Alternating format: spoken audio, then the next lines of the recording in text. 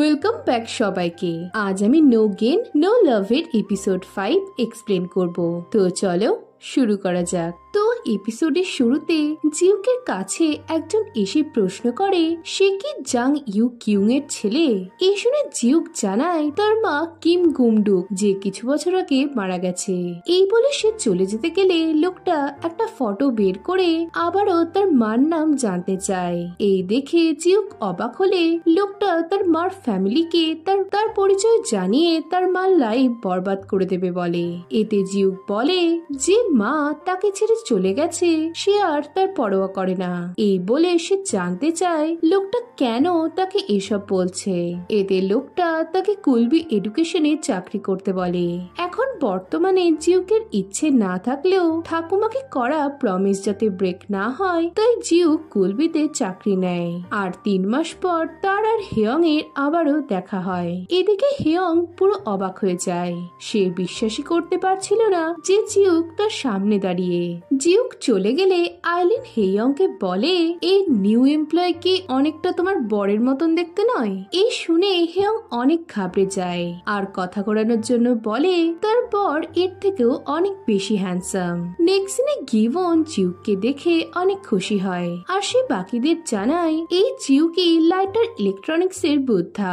এই সময় জিউকদের গ্রুপের লিডার হিসেবে হেয়ং অনেক কড়াভাবে স্পিচ দিলে জিউক বুঝতে পারে হেয়ং রেগে রয়েছে। এরপর বেরোনোর সময় হেয়ং কথা বলার জন্য জিউককে আলাদা জায়গায় নিয়ে গেলে জিউক জানায় সে এখানে আসতে চায়নি, কিন্তু এমন কিছু তার সাথে হয়েছে যাতে তাকে বাধ্য হয়ে কুলবি জয়েন করতে হয়েছে। এদিকে হেয়ং প্রশ্ন করে সে এতদিন কোথায় ছিল আর কেনই বা তাকে রিপ্লাই করেনি।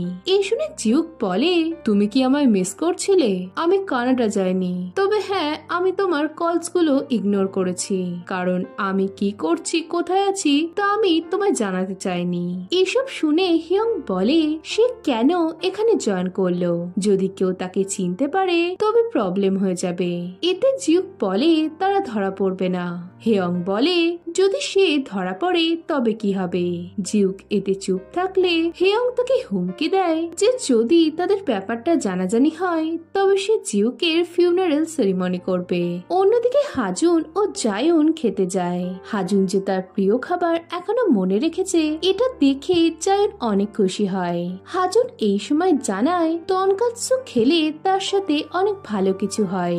এই শুনে জায়ুনের মাথায় নতুন গল্পের আইডিয়া আসে যাতে হিরোর টনকাৎসু খেতে যাওয়ার সময় তার সাথে হিরোইনের দেখা হয়। এখন জায়ুন এটা নোট করলে হাজুন অবাক হয়। জায়ুন জানায় এটা সে তার নেক্সট স্টোরিতে ইউজ করবে। এতে হাজুন খুশি হয়ে বলে যেহেতু আইডিয়াটা তার তাই গল্প লেখার পর জায়ুন যেন সেটা তাকে পড়তে দেয়। এই সময় গুহায়নের কল এলে হাজুন বাইরে আসে। এদিকে গুহায়ন দূর থেকে তাদের উপর নজর রাখছিল। সে হাজুনকে প্রশ্ন করে তার ফ্রেন্ড কি করে। এই বলতে বলতে গুহায়নের মনে হতে থাকে জায়ুন হয়তো তার আসল পরিচয় জেনে তাকে ব্ল্যাকমেল করতে চাইছে। এদিকে বাসের আওয়াজ পেয়ে হাজুনের সন্দেহ হলে গুহায়ন বাসে উঠে চলে যায়, কিন্তু তার কাছে ক্যাশ না থাকার জন্য ড্রাইভার তাকে নেক্সট স্টপেজে নামিয়ে দেয়। পরের সিনে জিউকরা এক লোকালিটিতে ট্রেনিং এ যায়। জিউকের পোস্টিং মেন ব্রাঞ্চে যাতে না হয় তাই হেয়ং তাকে এমন কাজ দেয় যাতে জিউকের পয়েন্ট কমে যায়। আর জিউকও এটা না বুঝে হেয়ং এর কথা মতো কাজ করে। এরপর ব্রেক টাইমে হেয়ং তাকে কিছুক্ষণ রেস্ট নিতে বললে জিউক তার মাস্ক খোলে আর তখনই তার হ্যান্ডসাম ফেস দেখে গার্ডিয়ান থেকে কলিগ সবাই হাঁ হয়ে যায়। গার্ডিয়ানরা সবাই জিউকের কাছে এসে তার থেকে কুলবির ব্যাপারে জানতে চায়।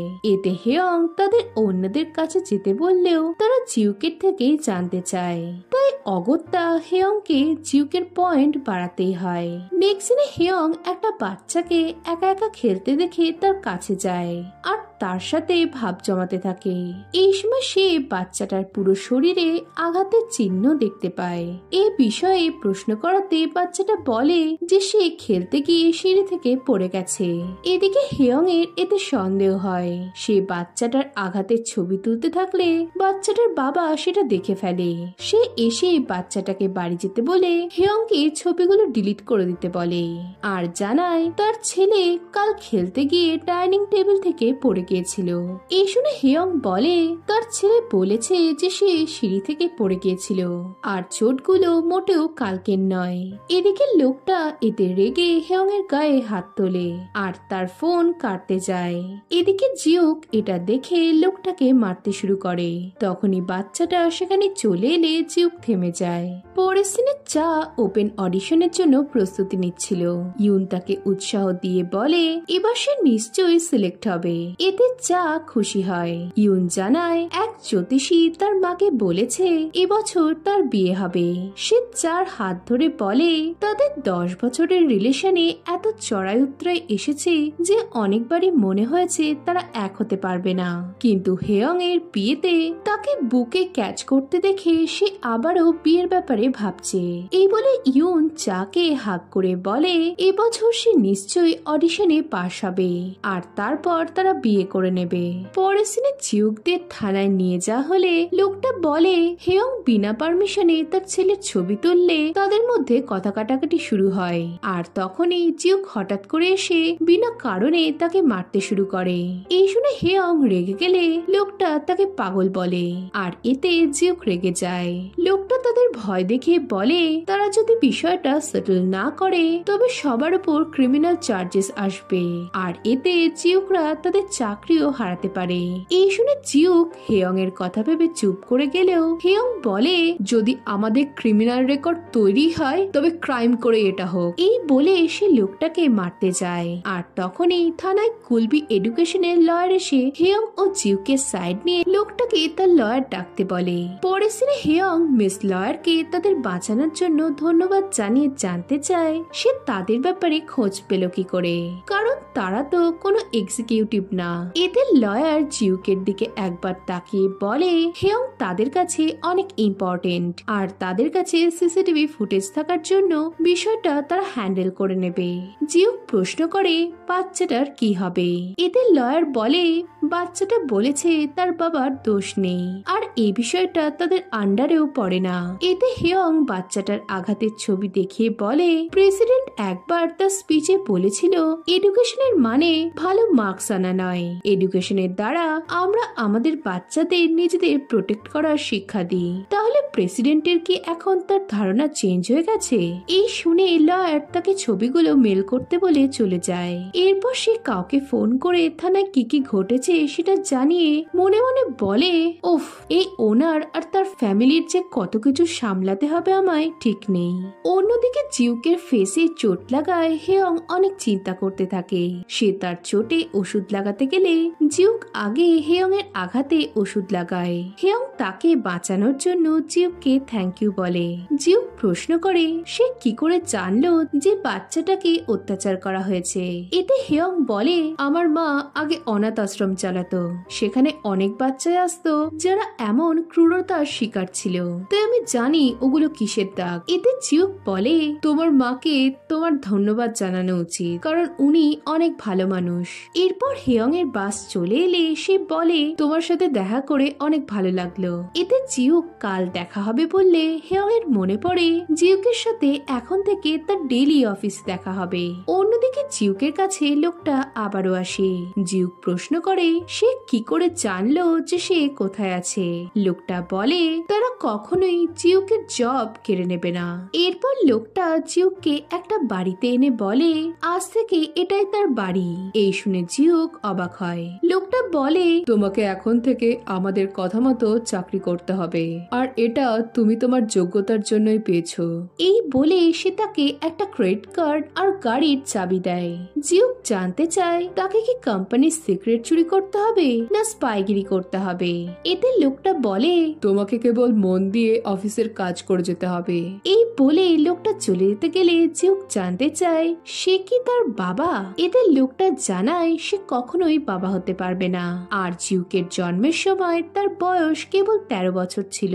পরের সিনে হেয়ং এর চোট দেখে জায়ুনের তাকে নিয়ে চিন্তা শুরু হলে হেয়ং তাকে চিন্তা করতে বারণ করে আর চাকে জানাতে বারণ করে যে জিউক তার কোম্পানিতে জব করছে।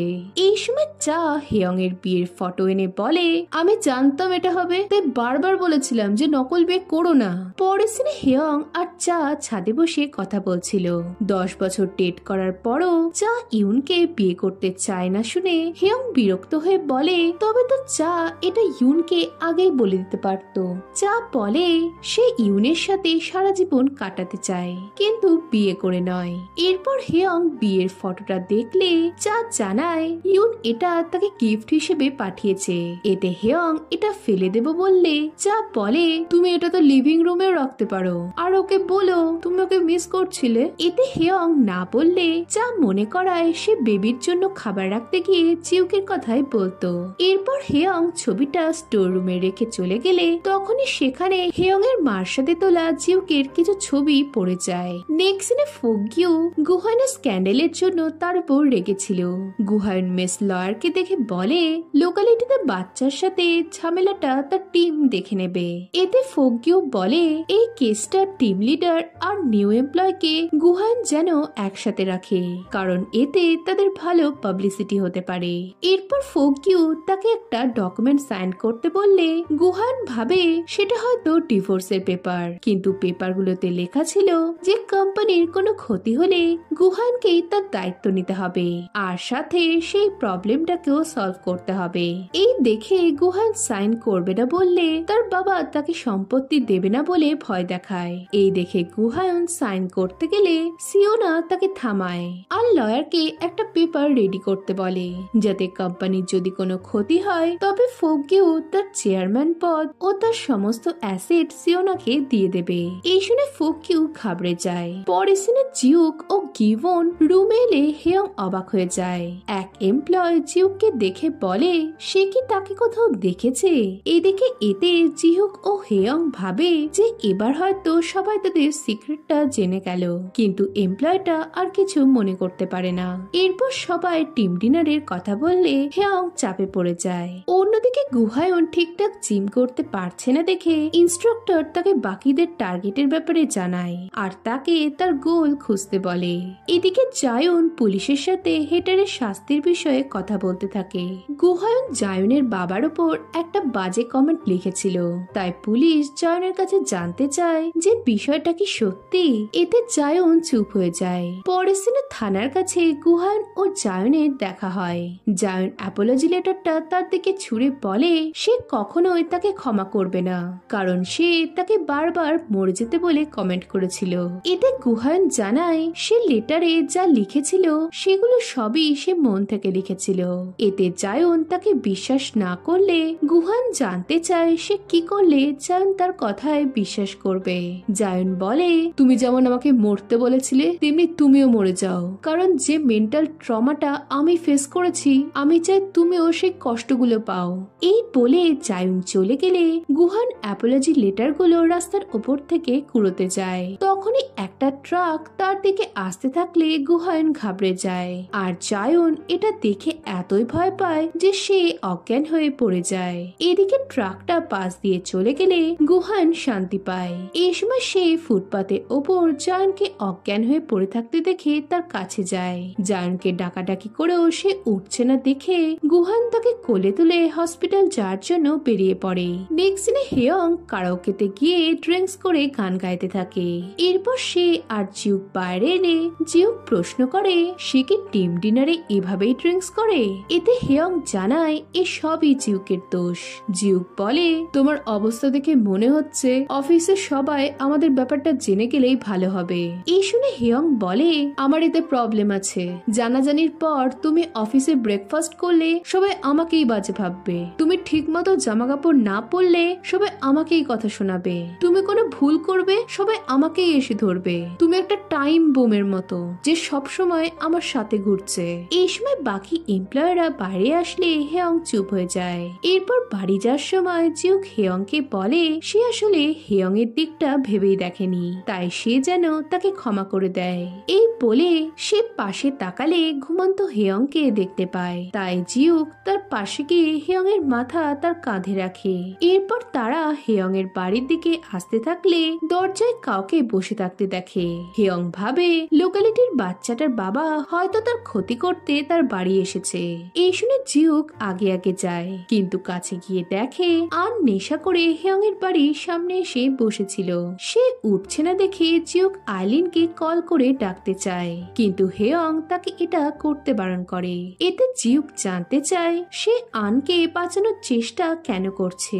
সে কি এখনো তাকে ভোলেনি, আর তাই সে কাউকে বলতে চাইছে না যে সে তার বর। এই শুনে হেয়ং তাকে চলে যেতে বলে জানায় সে যা খুশি ভাবতে পারে। এতে জিউক চলে গেলে হেয়ং আনকে তুলতে যায়, কিন্তু তখনই জিউক এসে চুপচাপ আনকে নিয়ে ট্যাক্সিতে তুলে দেয়। হেয়ং এর জন্য তাকে ধন্যবাদ জানালে জিউক কিছু না বলে চলে যায়। পরদিন হেয়ং অফিস এলে আইলিন তাকে তার সাথে যেতে বলে। অন্যদিকে টিম মেম্বাররা হেয়ংকে অফিসে দেখতে না পেয়ে অবাক হয়। জিউক বাইরে এসে হেয়ংকে কল করতে গেলে গিবন এসে বলে হেয়ং এখন কিছুক্ষণ ফোন তুলতে পারবে না, কারণ সে তার বিরুদ্ধে ডিসিপ্লিনারি কমিটিতে রিপোর্ট করেছে। এতে জিউক জানতে চায় সেটা কেন করলো। এতে গিবন বলে সে গতরাতে শুনে ফেলেছিল যে হেয়ং তাকে অনেক খারাপ কথা বলে তাকে টাইম বোমের সাথে তুলনা করেছে। এদিকে দেখা যায় কমিটি হেয়ংকে জিজ্ঞাসাবাদ করতে থাকে। হেয়ং সরি বললেও তারা কোনো কথাই শোনে না। এদিকে হেয়ং এর বিপদ বুঝে জিউক তখনই ছুটে কমিটির আলোচনা রুমে যায় আর সবাইকে বলে সে ভিকটিম নয়, সে আসলে হেয়ং এর বর। এই শুনে সকলে অবাক হয় আর এপিসোডটা এখানেই শেষ হয়ে যায়। এখন এরপর কি হবে জানতে হলে ভিডিওটাতে লাইক ও কমেন্ট করো, আর নতুন হলে চ্যানেলটা সাবস্ক্রাইব করে দাও। তো দেখা হচ্ছে নেক্সট ভিডিওতে। বাই।